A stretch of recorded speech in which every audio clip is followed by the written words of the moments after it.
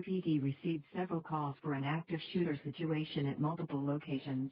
Although we are still investigating, at this time we are confident that there is no threat to our community. When we have to risk our lives simply by going to school, how, I ask you, how can we pursue happiness when you must worry about taking your daughter to be fitted for dress one day and then be taking her to be fitted for a tiny casket the next? What we're calling for isn't theoretical. Massachusetts has the lowest gun death rate in the country because of a common set of rules that you need to abide by if you want to get a gun in this state.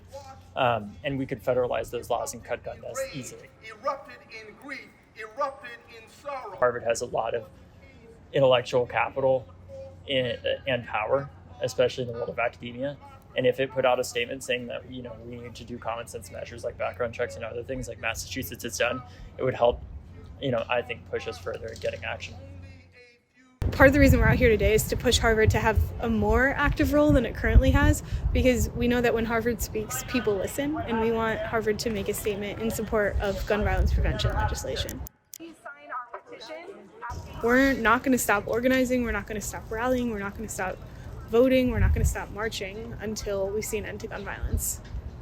We as an organization thought it was important to come because while this protest is being held at Harvard, it's something that affects everyone, especially with BU being, a little bit more integrated into the actual city of Boston. We are much closer to the communities that are at risk for active gun violence. And, for the prison outreach program, imprisonment and active gun violence go hand in hand with a lot of the same communities. So we just felt that it was really important that we showed up and represented here as well.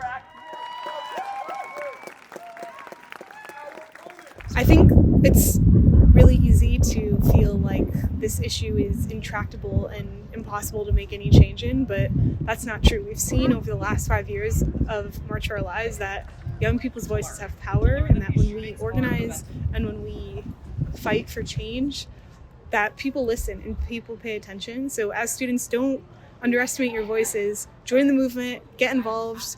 We need you, and we need all of us to end gun violence.